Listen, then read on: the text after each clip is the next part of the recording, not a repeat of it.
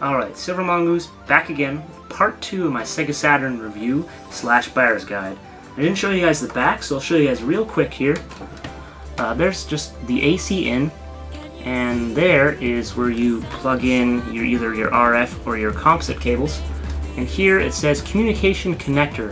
Now I've never seen anything to actually plug into there, but if you look in the Sega Saturn instruction manual, it does say that it's for future devices such as the floppy disk drive, which I've never seen. I know it was released in Japan. I don't know if it was released in North America. I don't really care. In the back here, if you take off this little thing there, you will see that there's a little button, and you also see a battery. And that's just a watch battery, which you will most likely need to replace whenever you get your Sega Saturn, because you have to replace them, according to the Sega Saturn manual, once every year. This battery is for your internal memory, and if you don't have a battery in there, then you're going to have to put in the date, the time, the language every time you turn your Sega Saturn, and it won't save anything.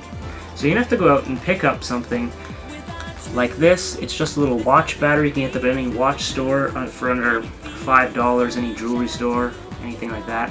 The important thing is that it is a CR2032 lithium battery. And it's really easy. You just take it out, put the new one in with the positive side up, and then you can save. You do have to replace them every year, like I said, and whenever you do this, it'll erase your internal memory. So that's why you need something like this to transfer your files onto it, and then you can transfer them back afterwards. The button that was beside that was the internal memory reset, so you can just press that button if you want to reset your Saturn's internal memory. So now that we've talked about that, we'll talk about the games. Now this has a lot of classic Sega arcade games like Daytona USA that were ported over from the arcades, and also has a lot of unique titles, a lot of cult classic titles. Unfortunately, it doesn't have that many 2D games and RPGs because the Sega of America president, which I mentioned before, Bernie Stoller, said that they wouldn't be popular in North America, which of course was wrong, but because of that, there aren't that many. There are about 245 US games, a bit less in Europe, and I think about over 400 in Japan. I didn't really count. It was a lot more popular in Japan because their marketing was done way better and they didn't have the horrible launch. They had a guy called Segata Senshiro, which basically it was a guy in karate wear that would go around and beat up people if they didn't play Sega Saturn. You can check out some commercials for it on YouTube. Maybe I'll post a link. It's pretty awesome. Unfortunately, most of the games come in cases like this, which are really vulnerable to cracking, and whenever you open it and close it, it wears out. And there's just so much empty space in here that if the disc comes out, it just scratches. They're horrible cases. If it came with your Sega Saturn, it came in a cardboard case like this, and some things like Knights actually came in jewel cases, which are way better. Now the games that I do have, I'll show you very quickly here. You have Winning Post, which is a horse racing simulator from Japan. It is one of the rarer games for Sega Saturn. I think one of the top 5 rarest or something, which is the only reason why I have it. It's horrible. Don't get it. It's not worth a penny. It's horrible. And it'll take up almost all of your internal memory. It'll take up, like I said, over 400 blocks. The Lost World Jurassic Park. Somewhat decent game. If you see it for a couple bucks, pick it up. Otherwise, you don't really bother. And I also have, sports games. This one's still sealed. Shows how much I care about it. Like, they were impressive for the time, but they're still sports games. So if you like sports games, pick them up. They're easy to find, really cheap.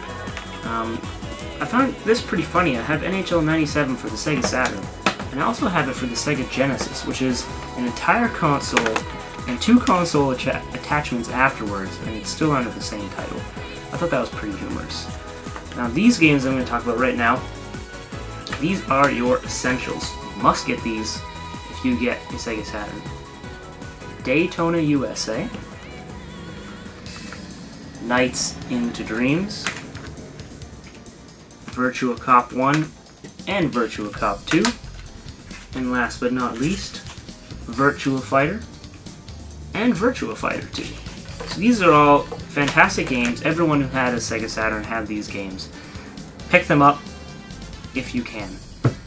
The only game that I've played for Sega Saturn that I don't have to show you is Sonic Racing. I think it's a great game. A lot of people don't, but I think it is. I think it has fantastic music, very good level design, lots of characters. Me and my brother played this one to death, and he's so good at it now that he can beat it, get all the emeralds and characters in like 20 minutes, just over 20 minutes. It's crazy. There is no real true Sonic title for this. They were going to make Sonic Extreme, but to make a long story short, it just didn't happen. If you want to find out about it, look it up on Wikipedia. Basically, it just didn't happen. Now, there are a lot of great games for Sega Saturn that I don't have, but I'll list them. So if you see any of these, pick them up. Burning Rangers, Virtua Fighter, sorry, Die Hard Arcade, Dragon Force, Guardian Heroes, Shining Force 3, House of the Dead, Sega Rally Championship, of course, the Panzer Dragoon series, Astral, Rayman, Sonic Jam, Earthwork Jim 2, Virtual On, MegaMan 8, Mr. Bones, Clockwork Knight, and Saturn Bomberman. And Saturn Bomberman is known to be one of the greater party games that were ever made, and probably the best Bomberman game ever made. It is a great game from what I hear. You can actually play up to 10 player on that, because there is actually, you can get multi-taps, and if you plug in 2 of them, you can play up to 10 players. There's also 3, 4, 6, 7, 8 player games for the Sega Saturn. Street Fighter Alpha 2, sorry, interestingly, is you can play any region on your Sega Saturn. You can play a Japanese game on your Sega Saturn, they can play your games. Now I'm going to run through the controllers very quickly, because I don't have a lot of time here. I have to talk about the prices still. And I left them on the floor. This is the controller that came with the North American Sega Saturn. It's a great controller. It has a very interesting D-pad, which I find great. The only problem I have with this is that the L&R they feel a little cheap, but I haven't found one that's broken. So it must be good quality. This is the model that came out first in Japan, but in North America it came out second. It has a lot better L&Rs, a different D-pad, and it's a bit more comfortable. I personally, it depends on what game I want to play, which controller I use, but most people like the second one better. You can have the 3D controller, which was designed pretty much just for nights. It has a little switch here, which you can switch between which control here you want to use. This is a very good joystick, analog stick there, and very good D-pad, very comfortable L&R in the back. For some reason, this thing comes out.